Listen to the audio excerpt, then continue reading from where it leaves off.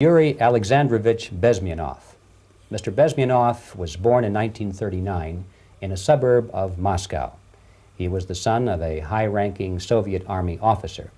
He was educated in the elite schools inside the Soviet Union and became an expert in Indian culture and Indian languages.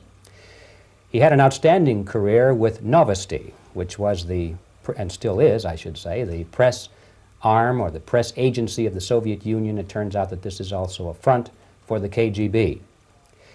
He escaped to the West in 1970 after becoming totally disgusted with the Soviet system, and he did this at great risk to his life. He certainly is one of the world's outstanding experts on the subject of Soviet propaganda and disinformation and active measures. Well, you spoke several times before about ideological subversion. That is a phrase that I'm afraid some Americans don't fully understand. When the Soviets use the phrase ideological subversion, what do they mean by it? Ideological subversion is the slow process which we call either ideological subversion or active measures, активные мероприятия in the language of the KGB, or psychological warfare. What it basically means is to change the perception of reality of every American to such an extent that despite of the abundance of information, no one is able to come to sensible conclusions in the interests of defending themselves, their families, their community, and their country. It's a great brainwashing process which goes very slow, and it's divided in four basic stages. The first one being demoralization. It takes from 15 to 20 years to demoralize a nation. Why that many years?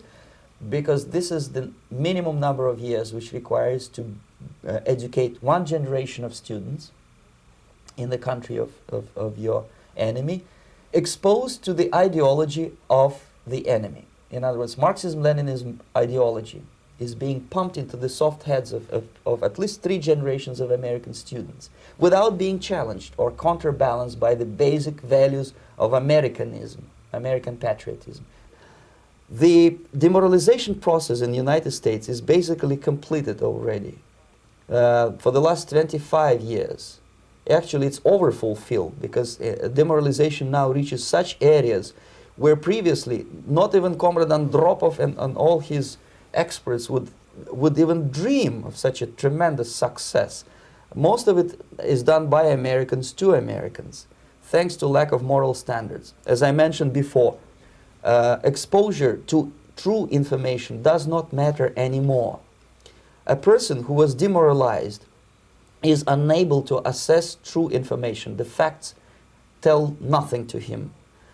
Even if I shower him with information, with authentic proof, with documents, with pictures, even if I take him by force to the Soviet Union and show him concentration camp, he will refuse to believe it until he is going to receive a kick in his fat bottom. When a military boot crashes his balls, then he will understand, but not before that. That's the tragic of the situation of demoralization. The next stage is destabilization. This time, subverter does not care about your ideas and the patterns of your consumption. Whether you eat junk food and get fat and flabby, doesn't matter anymore. This time, and it takes only from 2 to 5 years to destabilize a nation, what matters is essentials: economy, foreign relations, defense systems.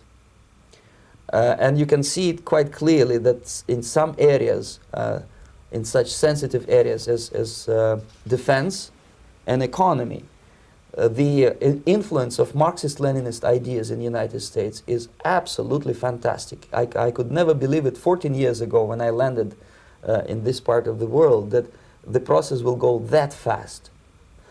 The next stage, of course, is crisis. It may take only up to 6 weeks to bring a country to the verge of crisis. You can see it in Central America now. And after crisis, with a violent change of power, structure, and economy, you have so-called the period of normalization. It may last indefinitely.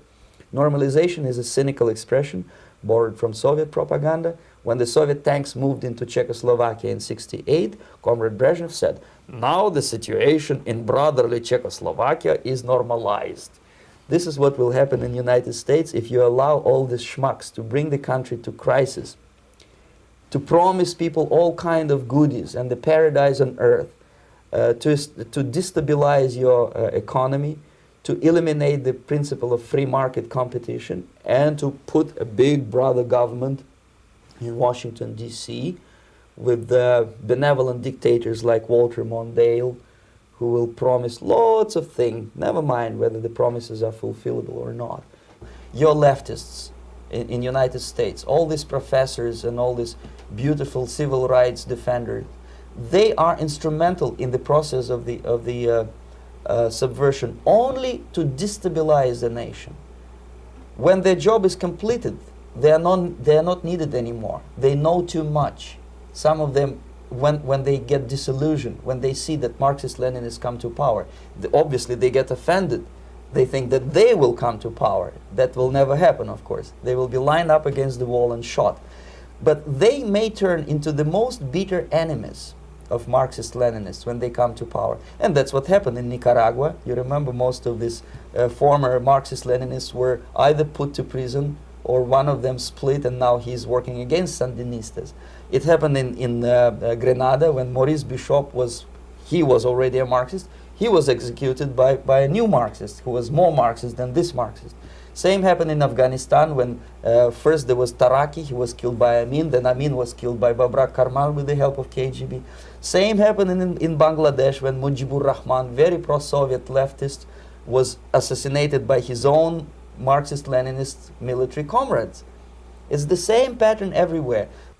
The time bomb is ticking. With every second, the disaster is coming closer and closer. Unlike myself, you will have nowhere to defect.